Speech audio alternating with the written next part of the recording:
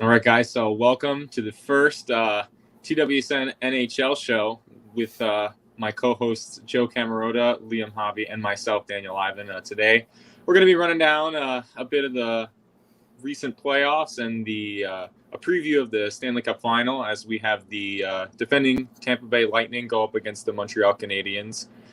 And so let's get right into it. So obviously, we're going to start off with the first series of the semifinals that we had, which was the higher-seeded Vegas Golden Knights get upset once again, but by a different team in the Cinderella story of the playoffs, the Montreal Canadiens. Boys, what are our first thoughts about that? I'll start it off, man. If you're not on Team Habs, man, I can't stand with you. I can't. I don't know how you root against this Magic. I've been surprised by them all along, but this is awesome. Yeah, this has been insane. Carey Price has been something else. Cole Caulfield, shout out Dan Ivan. He put me on. He's quickly become one of my favorite players in the league. So, I mean, it's just been really fun to watch them. And I'll be honest, I was rooting for the Vegas actually coming into the series. I was like, I really like Fleury, and I really like Marchessault as well. But I mean, when Game 6 happened, when it hit Game 6, I was kind of just like, you know what? I like the Cinderella story happening with the Habs. So I was Allez Montreal, right? Allez Montreal, yeah. So I guess on my path here, I've been like a hitchhiking with my thumb up on every bandwagon possible since my brackets from the start have been completely cursed.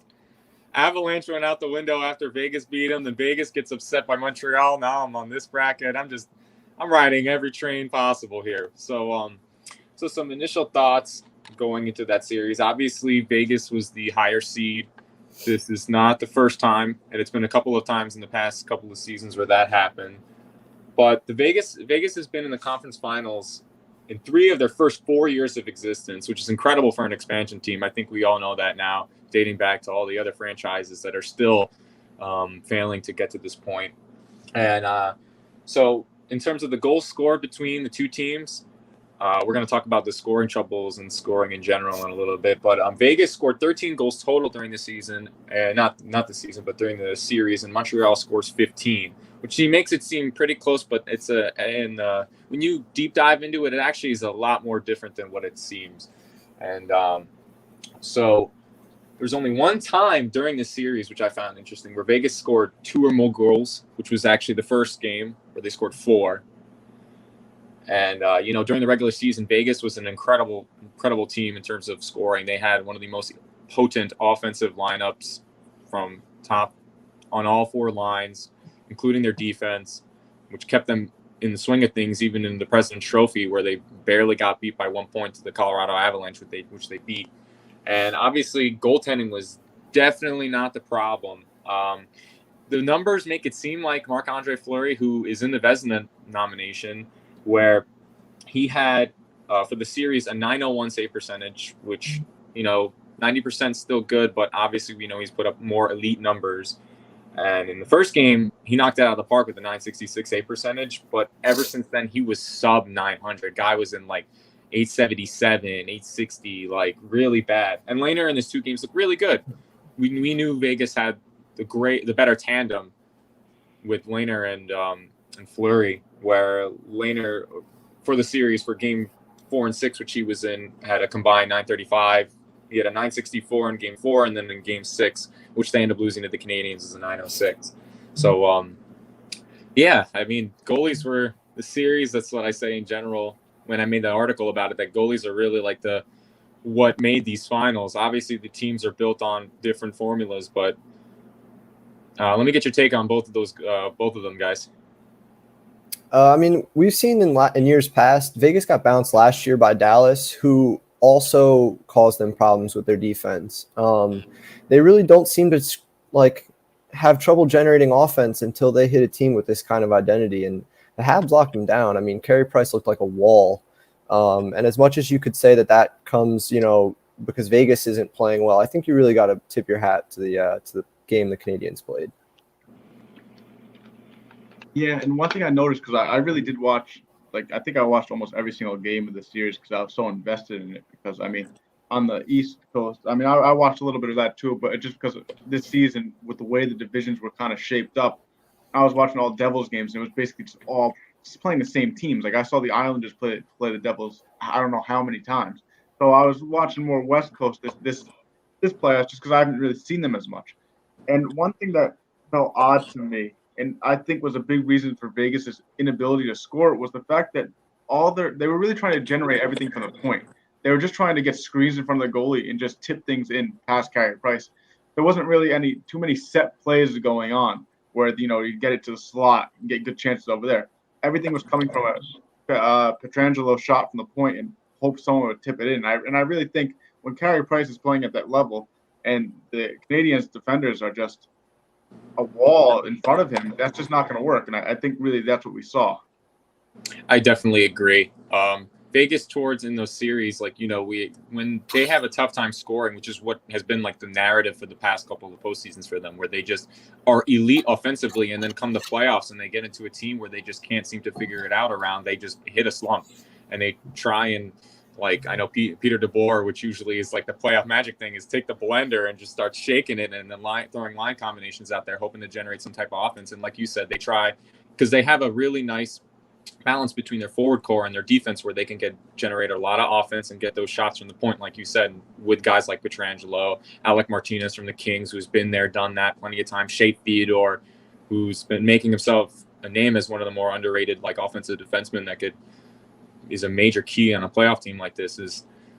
When you have a goalie like Carey Price, who's been known for always having an eye on the puck, regardless of how many screens, he's always dodging, going around, he's trying to find those angles. And with Vegas, basically running the same offense, like you were saying, it's kind of hard for a guy who's won the Vezina in 2014-15, who's been around and in the past couple of postseasons now has been showing up like he was in his prime. Guy's 33 years old and he's looking like he's in his 20s again. It's insane.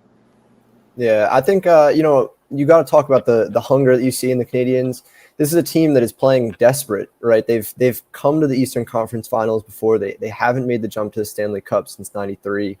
A guy like Carey Price is going to fight for every inch of that net, and I think you see that Fleury has won a couple of cups. He seemed a little lackadaisical after that gaffe behind the net that lost them that game. Tough. Oh my God!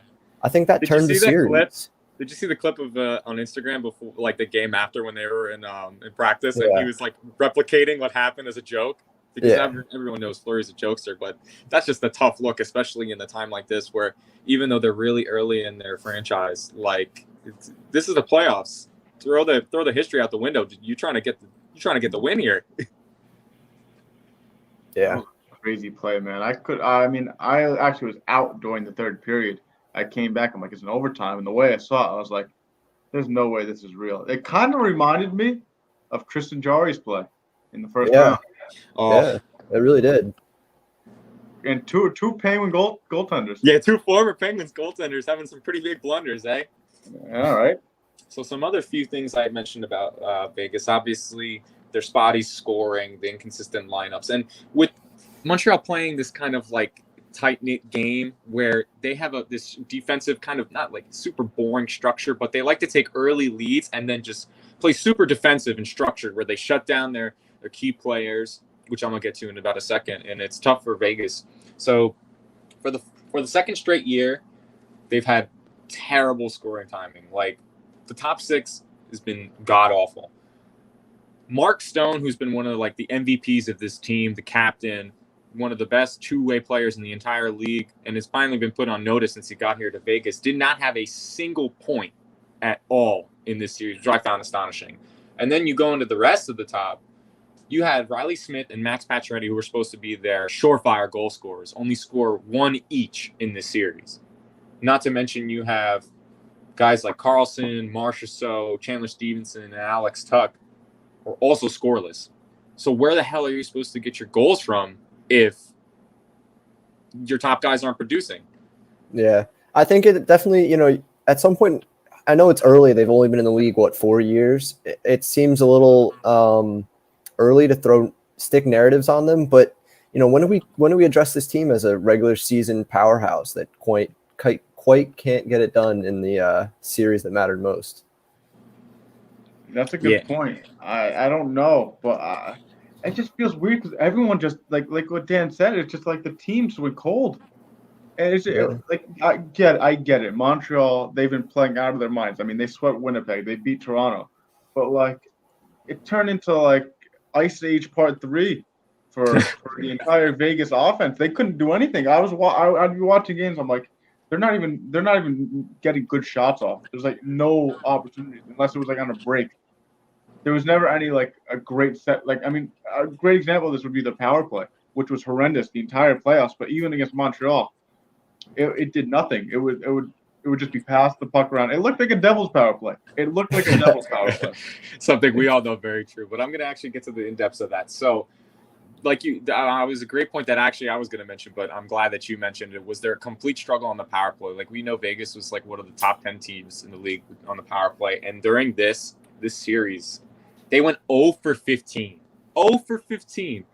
I know, and Montreal in this postseason has the best penalty kill percentage, which I'm going to talk about in the Tampa matchup later when we talk about the actual finals preview. But so they went 4 for 42 in the playoffs. So not to mention the 0 for 15 that we just had in that series, but 4 for 42, 9.5%. That's the lowest of any team this deep into the playoffs in 28 years.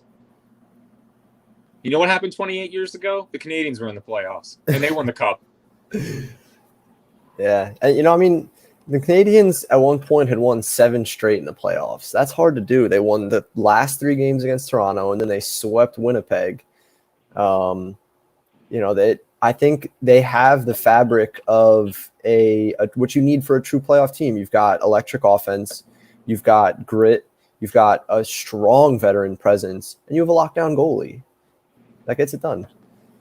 And I also want to touch on this at some point. I don't know when we're going to shift to the Tampa Islanders series and then go into the finals, but I really do think, like I was thinking about this for a little bit before, I think the Habs match up pretty well with the Lightning. I was thinking about it for a little bit, and I think I don't want to spoil what we're going to get to, but trust me, it could be a very, very good series. It's been really interesting because, they were the 18th seed. They were outside of the playoffs more or less, but because of their division placement in the North Division with all the Canadian teams, they were in it, and they upset everyone big time. Like you had an amazing team, which everyone thought the Leafs were finally going to make it all the way with the guys they had, upset themselves once again, and just crack under the pressure and have another first round exit. Then you have the Jets, who were kind of a weird mixed bag because they're in it because of the division, and at the end they were kind of like hot and then not, so they managed to squeak in with a little bit above the Canadians, and so they just swept the floor with them. And then you have one of the best teams out there, which were a surefire finals contender, just get pushed to their limits. And you got to give a lot of credit to the Canadians. Now, I don't know if this is the right team formula for like future playoff teams to come, because obviously in hockey, one of the most major factors in all of the sport is the fact that there's a lot of luck that happens. There's a lot of skilled guys, but with a round rubber biscuit on the ice with guys skating like crazy and shooting 100-mile-per-hour shots sometimes. There's a lot of luck involved. And this team, I think they have the foundings of it. They have a lot of good veteran guys, and Shea Weber and Carey Price have been in here for a long time. They know how to get the job done. And obviously, during the regular season, they don't always look so hot. But when you got these amazing young kids coming through the roots, and Nick Suzuki, who came in that Max Pacioretty trade to the Canadiens, who they traded their former captain to, and then busted them in that series. And you get Jesperi Kotkaniemi, you get lucky in the lottery, you get a top 3 guy. He's looking like a great two-way player, solid playmaker. And then you get an absolute steal at the 15th pick in the same year. Jack Hughes goes number 1 overall at 15, and Cole Caulfield, who's absolutely electric, even though he's 5'7". Like, this guy is a water bug.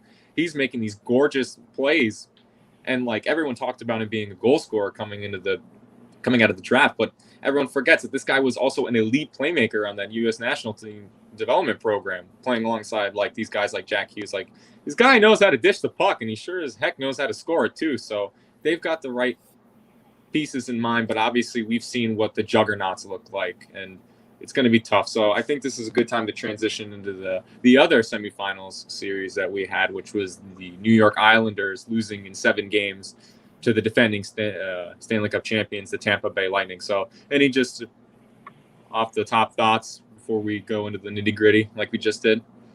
Well, so I think just speaking to kind of this strange season that this has been with the alignment, both the Islanders and Tampa finished third in their respective divisions, and they made it this far. And I think the Islanders definitely they took the Habs to the limit. They probably were the best team that Tampa played all offseason, all postseason.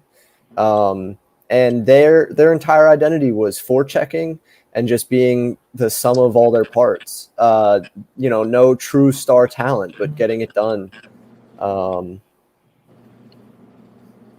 Tampa has just looked like the best team, though. Tampa's looked like the best team in these playoffs. They're the defending champions for a reason, right? I mean, they're built to take on all the rigors. They're the most malleable team. Anything from you, Joe? I think it's more on the Islanders aspect of this, that it seemed like they made everything for them to compete this year and win this year, and it just didn't happen. And I wonder how long of a leash does this team have until you have to somewhat blow it up. I don't really know. I mean, I know they have some young guys, don't get me wrong, but it felt like they went all out. I mean, they got Zajac. I mean, Green has been – I mean, let's look at a few Devils players. They got a lot of old players, and they've been mortgaging a little bit of their future for these players to win now. It just begs the question: when is he going to catch up with them? I think Barry Trotz, man, he really just comes in and takes this roster, by the belt and gets them where he wants them to go. I don't think they get this far without Barry Trotz on the bench. With his scheme and the way he just knows how to rally his guys. I mean, he did it in Washington for a very long time. And even before that, the Nashville Predators, he did that for a long time too. I mean, Barry Trotz has had a huge repertoire in this league, is a really respectable coach who knows how to batten down the hatches when it gets tough and just get in those trenches with the structure he runs. Another team like the Canadians, but probably with a little bit more offensive spike and a better defensive system, at least, where he's getting his guys to get timely goals and just play that gritty style of hockey that they're going to have to play their way when they assert themselves. I don't know about if this team really needs to blow it up per se. I mean, they've in the past 3 years, I mean, they've been in the playoffs. I mean, the first time in 2019, since was their first appearance in 2016, back when John Tavares was still rocking an Islanders jersey.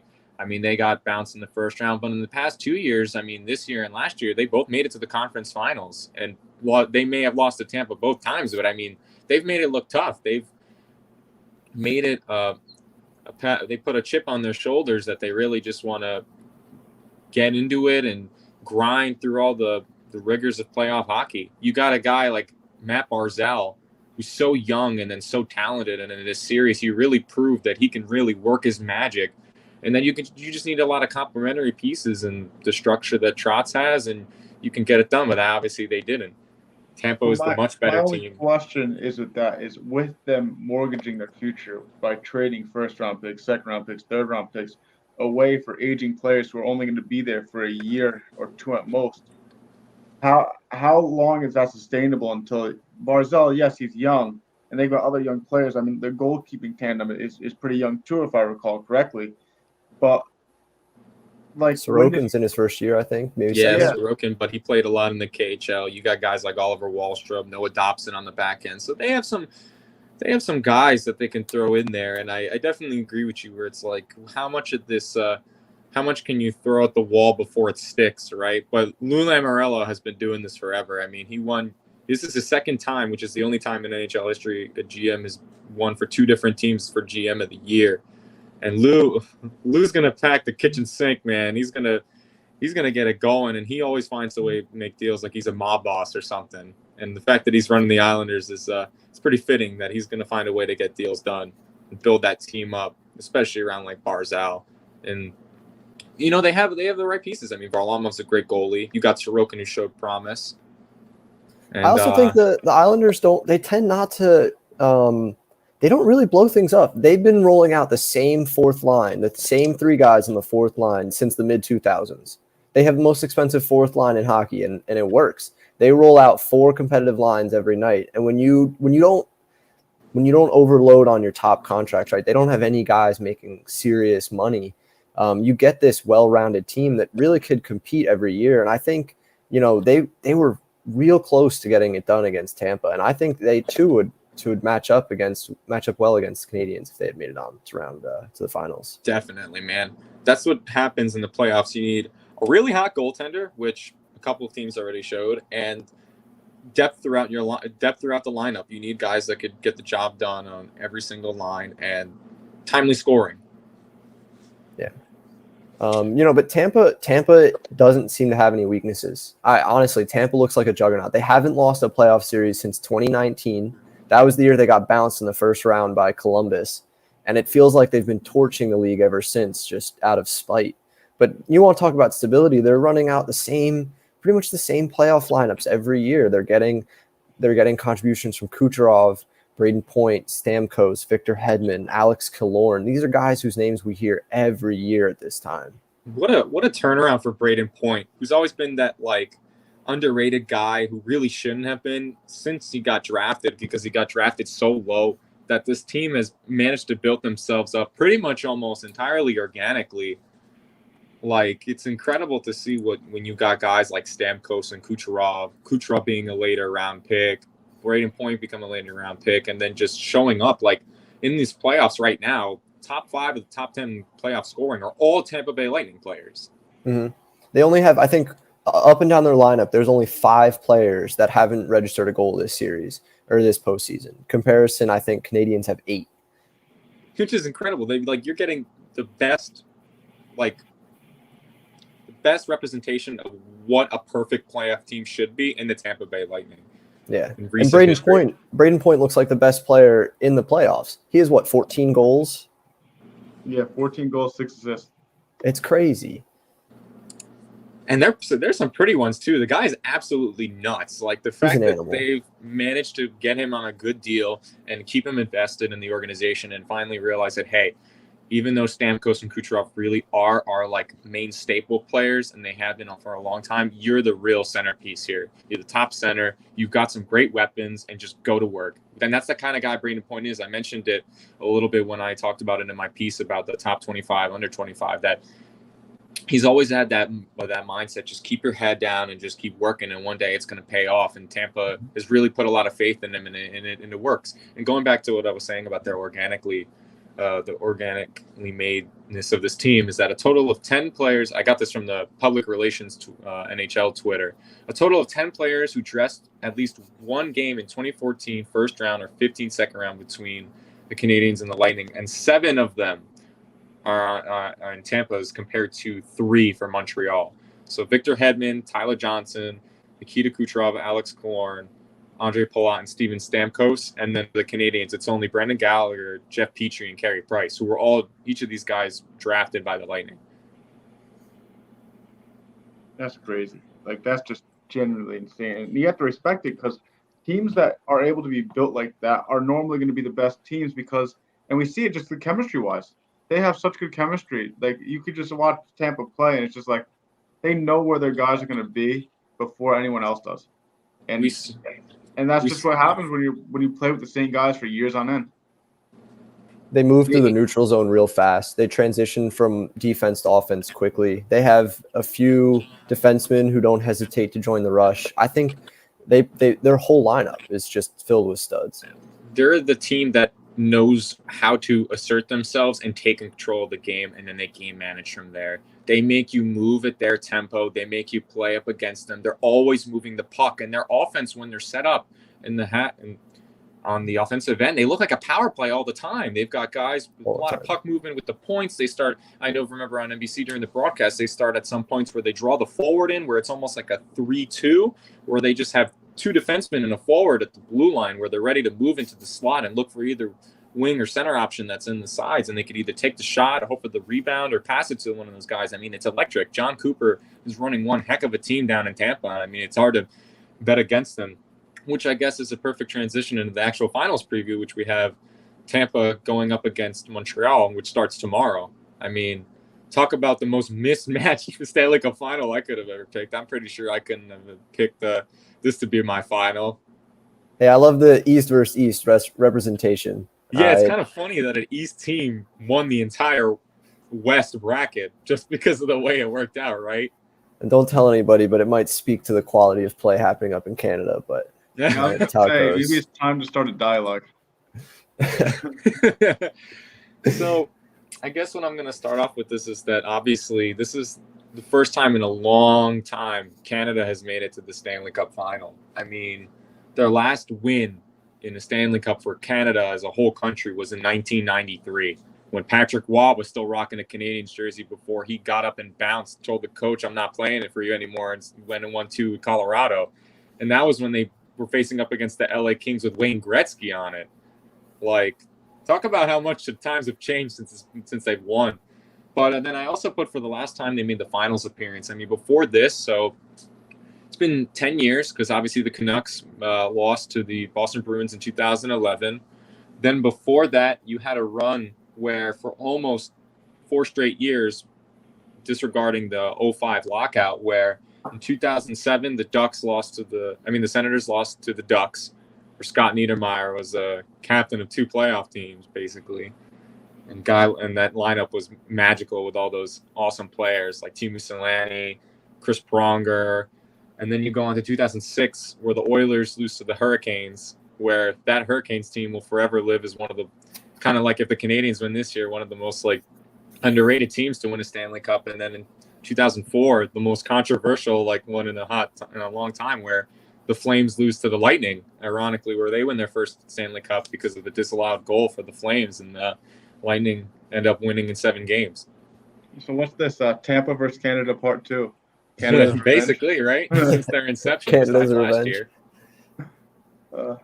Canada sure as heck is on a revenge tour. I mean, when you got a guy like Carey Price who's finally looking to get a Stanley Cup to cement his career in like a Hall of Fame career. I mean, the guy, you got to check the credits on this guy. I mean, we talk about Carey Price so much, and obviously in regular seasons in more recent history, he's looked like a complete like flub where he's not looking like himself. He's not playing, and the numbers don't look good. He's like barely in the 900s in terms of save percentage, letting a lot of goals around. And you know, with the team that's been trying to mismatch and finally build itself to the right way for a couple of years now in Montreal, since like those couple of runs in 14 and 15 when he actually won the Vezina, like when it comes down to crunch time, he's locked in. Like in the past couple of postseasons, guys putting up some elite numbers. I mean, when you win a gold medal at the Olympics, gold medal at the World Championships of hockey, gold medal in World Juniors,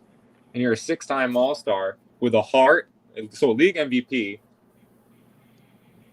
best goalie in the league, best save percentage in the league, and the Ted Lindsay Award for like best player voted amongst your peers. Like, this is the guy you're going to be playing around, because obviously with an elite team like Tampa, where they're going to be on all cylinders and quite literally be electric, as their Lightning name states, that this is the guy that's going to win you the series, because he's going to have to be a legitimate brick wall, like we've been talking about, for the Canadiens to probably even have anywhere close to a chance. He's dragged their teams through the playoffs before, and honestly, I think his best chance at winning one, he gets hurt against the Rangers. That was, I think, 2012. But Kreider ran into him. That's what happened. Regardless, that's in 14 when the Rangers made it to the finals, and the Kings busted them like they busted the Devils for their second cup. Yeah, I think Carey Price has been dragging them through the playoffs. I think this is the year they have the identity to actually like get it done potentially. Yeah, I want to touch on what I was going to say earlier, in that I think the Islanders and the Canadiens have a relatively similar style of play, kind of smother you with great defense. I would say the Islanders have a better defense, but I'm going to take Carey Price right now over the 2 Islanders goalies. Let me just get the names real quick. Sorokin and Varlamov. I mean, I'm taking Carey Price over them any day of the week, and twice on Sunday. So with that in mind, does that change how we look at the series? Because yes, the Tampa Bay Lightning are a great team. They can score at will. We all know this. I mean, they put up 8 against the Islanders, but in one game. They put up 8 against the Islanders in one game. That's just unheard of. But if we look at the teams and being that Islanders are a little bit better in the standings of their whole roster, but the Habs have Carey Price. Oh my gosh, It's okay, man. something over my words over here. Does this mean the series is gonna be close? I mean, the Islanders already brought them to 7. Can Carey Price flip the series on its head and shift it into Montreal's favor? So obviously we're going to need that elite play of Carey Price. So I'm going to run down a bit since 2013-14, where they obviously got bounced by the Rangers. Carey Price's save percentage and how he's come down in the playoffs to be locked down. 919 save percentage in 14, 920 in 14-15, 933 in 2016-17, 936 last year when they bounced the Penguins in that 5-game series in the play-in and then managed to take the Flyers to 6 games. And then this year, he's at a 934 save percentage and a 202 goals against average. I didn't even mention the past 2 years where he had a 1.7 and 1.8 goals against average. Like, that's insane numbers. You're going to really need that with a team that's statistically, like, up against the wall once again. Like, it's insane. Like, the odds are definitely not in their favor. On moneypuck.com, Tampa has a 62% chance against the Canadiens, 38 to win the Cup.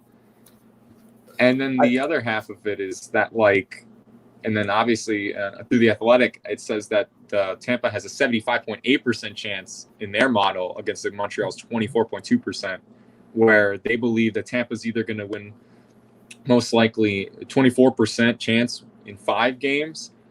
And then for Money Puck, it's most likely going to be an 18% chance either Tampa in 6 or 7, like in the probability, and 17% chance in 5. Like it's insane.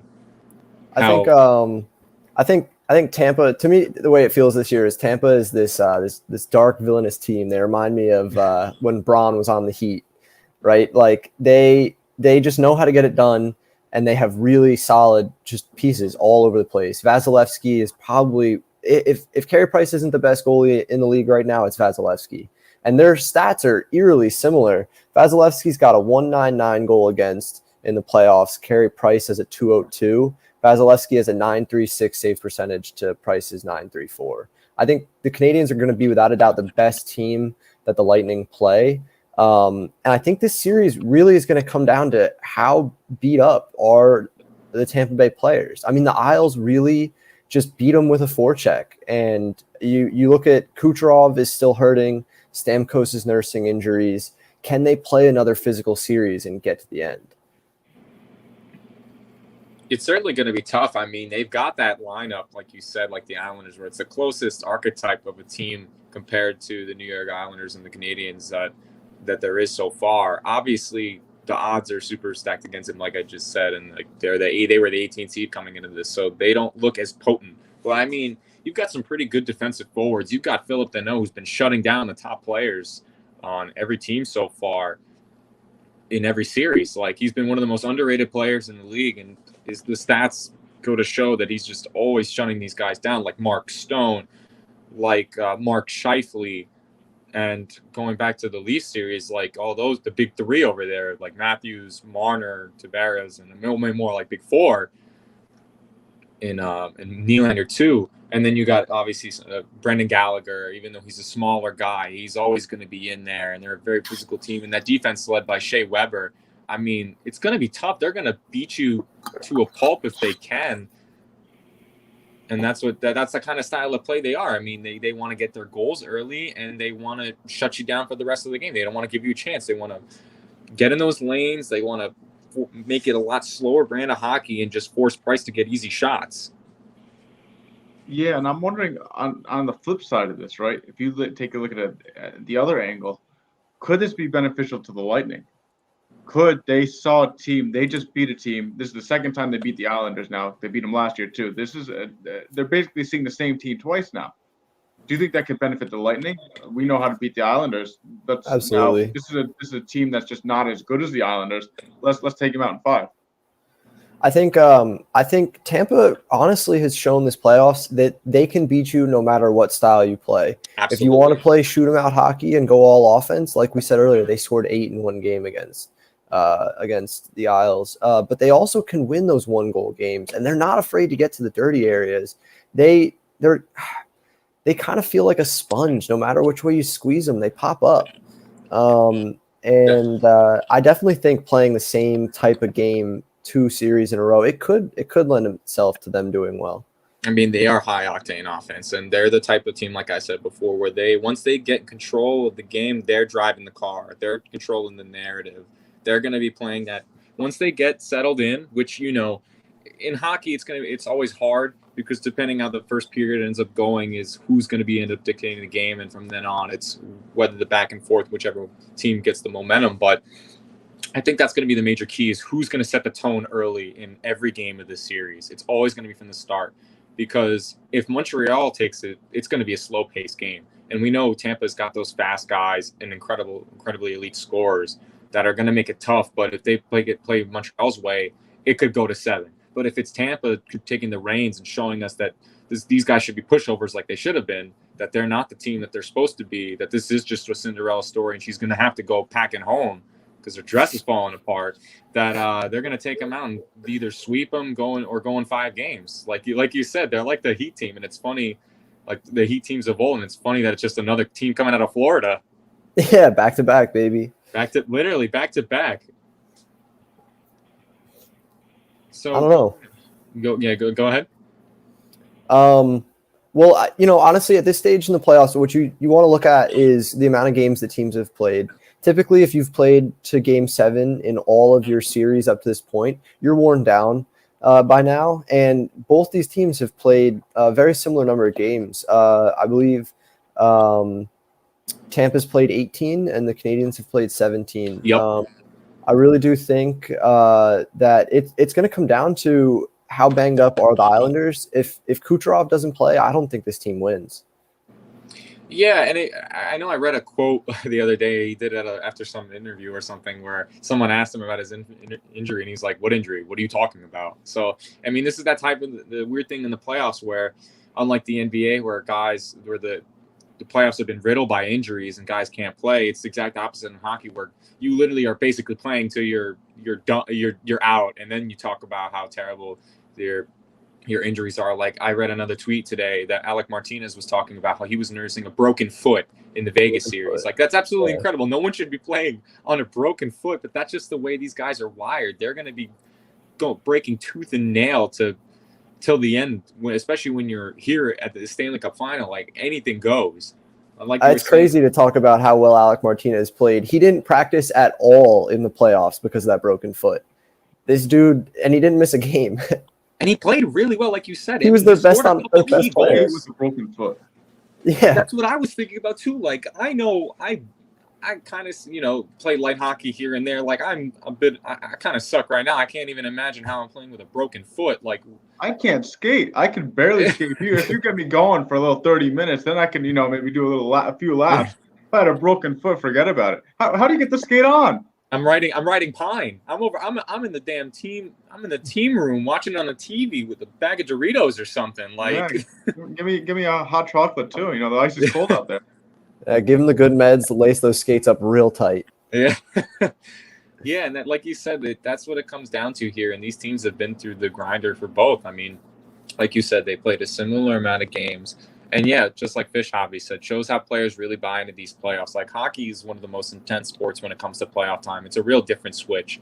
The regular season, it's very more high octane. You're just seeing goals. Defense is kind of all right, but it's a lot of high scoring in this league now, where guys like McDavid are scoring like 100-plus points in 50 games in a shortened season. Like, that's the way the league is now, that just scoring is all over. But when it comes to the playoffs, that switch flips. You've got a lot more hunkering down and playing to the style you want to. You make the adjustments against every team because every team is going to play differently according to how your lineup is built. And like you said, they played some. Real quick, speaking of this, I mean, how the playoffs is kind of different. How about how the refs have just been allowing people to assault each other on the ice all playoffs? Reffing has been an absolute.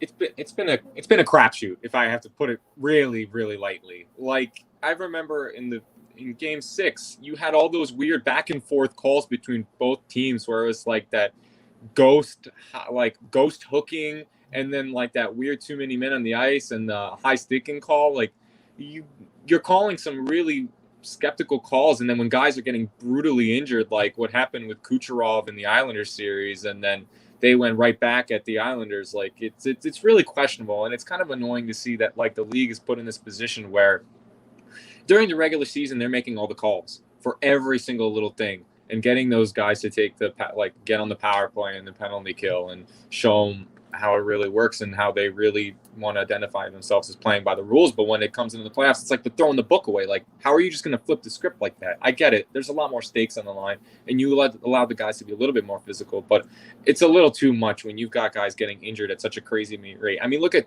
Corey Perry's freaking nose. The thing is a damn scar like this, and he's busted, going bleeding, and you're supposed to get a 4 minute power play for that through its entirety, and the refs didn't even see it, so it doesn't matter.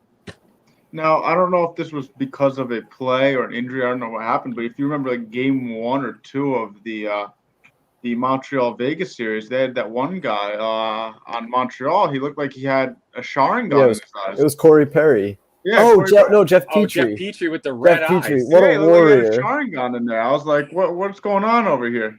Man. Yeah, luck is Mongecchio before the series started to help them get through, or he missed the game, and then he came back, and they were like, "Are you sure you're good?" And he's like, "Yeah, why wouldn't I be?" And then he gets on the bench, and he looks like he should be in Game of Thrones or something.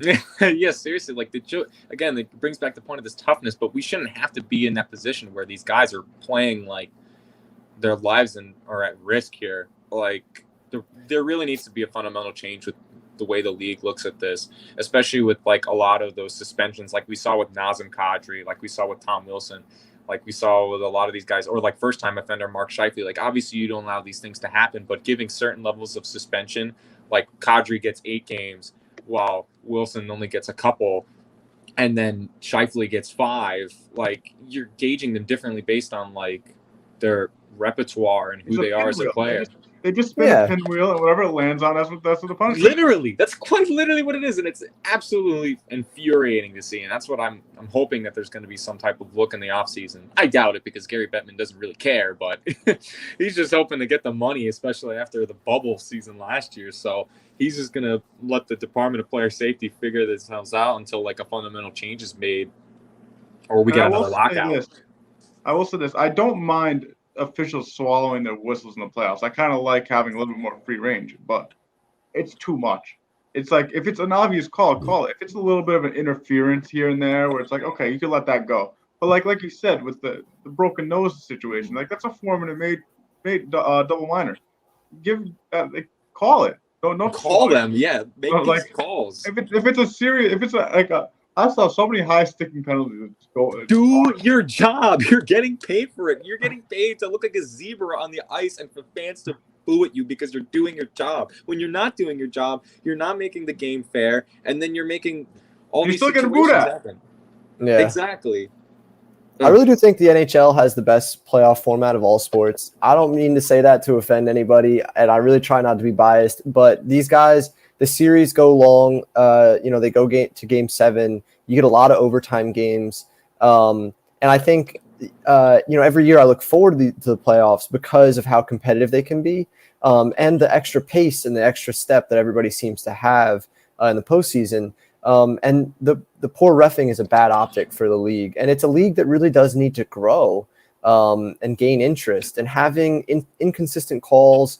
And you're seeing guys get cross-checked and the refs are standing right behind them in the replays, and like that's just not a good look. We can't have that. Seriously, like you said, in a league that needs to grow. Obviously, now with these expansion teams, like Vegas has gotten a ton of fans into the league, and I bet Seattle's going to do the same thing with a team name called the freaking Kraken. Like I have a couple friends who don't even watch hockey, bought a couple T-shirts because they're like, dude, that sounds sick. And now, so you're obviously going to try and generate those fans, especially with that new TV deal, because they cut ties with NBC after this, and they're going to be with ESPN and TNT, and that's obviously going to be a great way to expand and get fans, because a lot more casual fans are into ESPN because of ease of access, and TNT because of the personalities. And with a look like this, where the reffing, where the main basis of who defines how play goes, because they're not supposed to manage the game, they're just supposed to follow the rules. If you're managing the game, you might as well just be a damn GM. Like, make the damn team for yourself. Like, I want you to make the calls at the right time and make sure you're like keeping the player safe. I don't want to have new fans come into this, especially when you try and build the game and get guys to start playing or enjoying the sport, having to look at it like, I don't want to put my kid through that because he's going to end up like Corey Perry with a damn scar on his nose. And how much is that going to be? How crazy was that, though, for that not to get called? They go into overtime, they win, and he comes out of the locker room bleeding out of his face to congratulate everyone on the bench. I mean, God, inject that into my veins. Seriously, the toughness of these guys, but obviously the flaw of the league. And I guess we can go into it like you were talking about, the breath of fresh air that the NHL playoffs always bring is, have we been satisfied with the way everything's gone, especially with this wacky finals now? Yeah, we'll definitely get into that, and Daniel, so I definitely would take that into consideration to try and convince you. But so I think the breath of fresh air is a great way to do it too. I mean, I think I've always said this, and I get so much hate, especially from NBA fans. NBA fans hate me because I'm always like, NHL playoffs the Stanley Cup playoffs are so much better than the NBA playoffs. And it's not even close. That's a tough look, and that's a tough sell. But I'm gonna let you run with this. I Take fully the agree. reins. Other than this year, thankfully, there's been a lot of different parity. There's always parity in the NHL. You never know Agreed. who's going to come Always. out of the playoffs, who's going to be in the finals.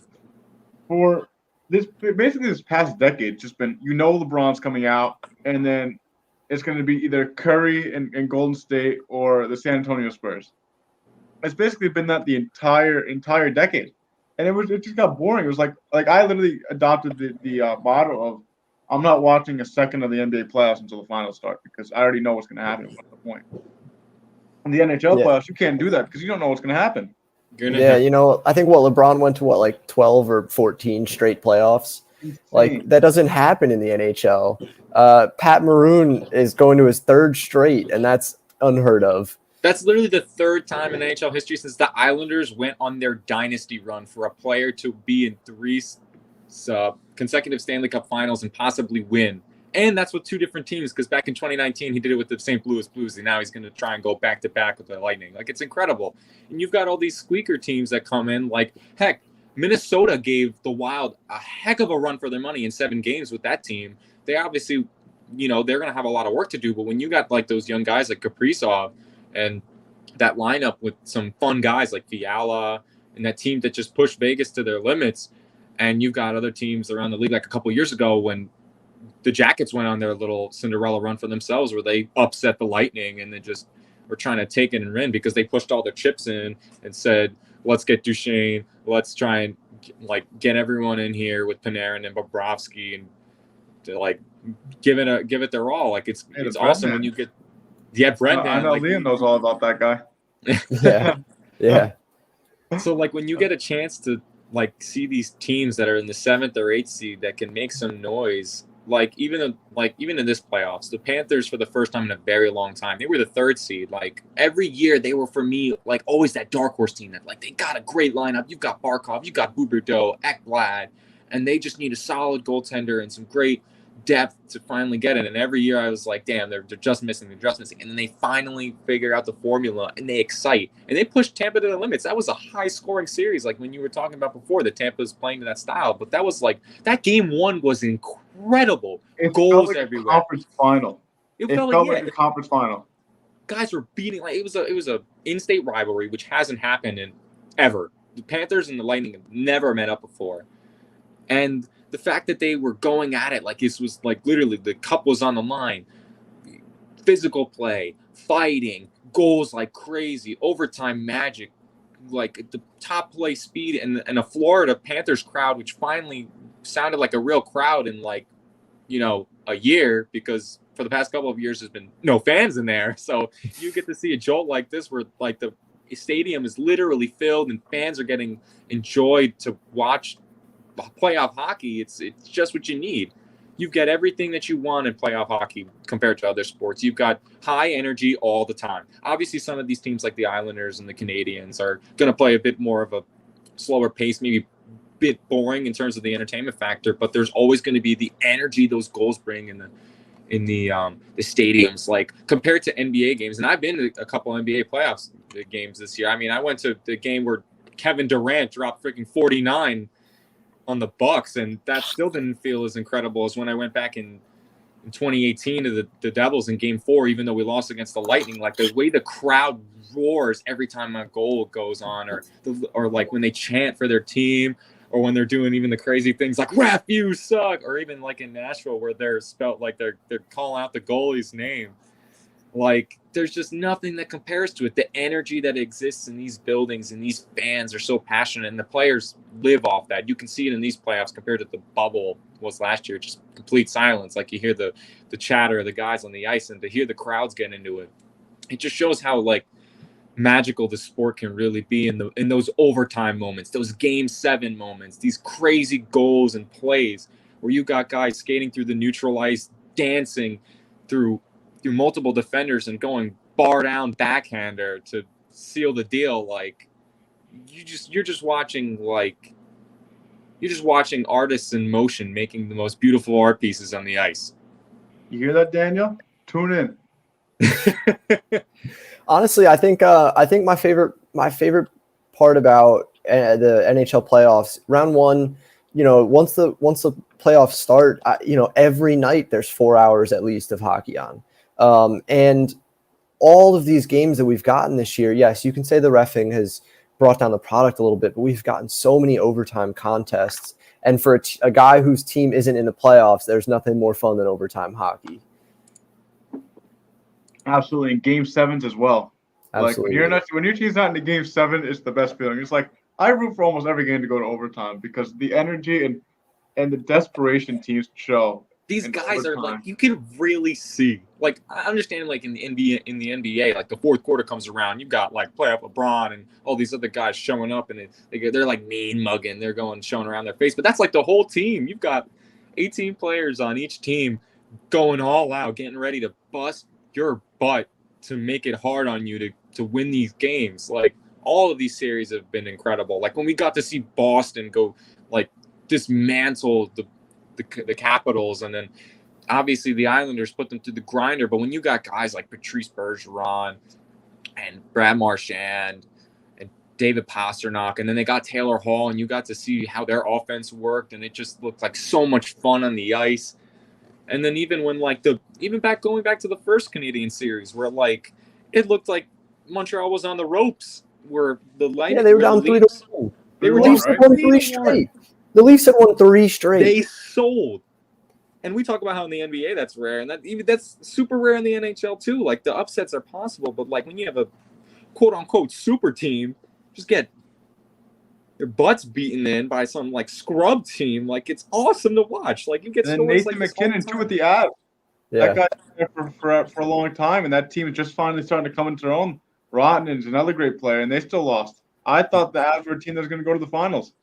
So did I. And I thought after Vegas beat them, I thought there was no way Vegas wouldn't move on. Exactly. And then we saw that happen. Yeah. That's why I'm not ready to say I'm 100% convinced on Tampa. Yeah. Every time I say a team's going to win, they lose. So maybe I shouldn't. It's so Give me hard Canadians in 7. Give me Canadians in 7. I have to see the it. chaos. Are we going to do picks now? Because if we're going to do picks. Oh boy, we're getting into the picks. Do it. Ceiling. Tampa in 6. I was originally going to go Tampa in 5. Shout out Michael Daly, who has that spot. I think Carey Price steals an extra game for them. Damn, it's tough for me. Like you said, like it's hard to really fully commit to either team. Like, it's really been hard even since last year to like fully doubt Tampa Bay. Right, they're this amazing, not like a super team only because they're so successful, but there's just there are very few cracks in their game, and it's very like seldom where they crack under the pressure. And then you have Montreal, who's been this like they're not supposed to be here, this garbage team that has made it all the way to the finals. And they might get their hand dealt to them and just say, yeah, you're kind of screwed. You're just gonna have to roll with the punches because we need the network money. But then they've been managing to upset everyone. Like, I don't know what to say. Like, I kind of want to go with you in Tampa in 6 or go Montreal in 7. And I think my gut feeling says that these games are going to be super close every night. couple of OT games, but I think we're going to really see that Tampa really is the deserving champion here and go. I'm going to say Tampa in 5. I think it's just the reality of the situation. Like this team in Montreal, they're great. They've been on this awesome story. Everything has been super timely. Carey Price has been playing as the man as he should be, but Tampa is just a force of nature, literally, like their team name states. Like they are going to beat you to a pulp any way possible. They're so malleable. They can change at will, and they're going to find every way possible to beat you and make you feel sorry about it. Yeah, if you ever needed to be convinced why hockey is an intoxicating sport, watch every game of this series. I'm not saying you got to watch all 60 minutes, but turn it on just 10 minutes, all 7 games, or however many it goes, and just tell me that you don't understand the magic. It's not possible. Wait till you see game 1 in Tampa, man. Those fans have been really loud in there. And obviously in Canada, they haven't been able to have full capacity again in Montreal. But have you seen like those riots in the streets and how packed the seat is outside everyone the Bell just still in Center? the streets. They're like, no, can you come in? No, we can't come in. But you They could could not let fans out of the stand stadium out there after Game 6 because the streets were just filled with riot. Not like they were rioting to an extent, but the excitement of Canadians fans that like all of Canada is basically like, oh my God, we're finally here. We can finally experience the joy that everyone else in America has been doing for the past 28 years. You gotta let me pitch to Daniel. You gotta let me do this. Shoot your shot. Daniel, how many sports out there let you run around? They got the biggest guys in sports running around with knives attached to their feet on ice. And when they decide that they've had enough of someone else, they get to drop the gloves and literally fight on the ice. Nobody else has that. And then there's these goalies in net. They got pillows on their legs. They shouldn't be physically able to do anything that they do. I don't even know how they see the puck. It is a magical sport, man. You gotta love it. Joe, make your sell. My sell here is that I don't know how to top that. Come on, be confident, buddy. Speak with your chest. Well, honestly, I think it's just the parity of the sport and just everything that happens, the intensity of it.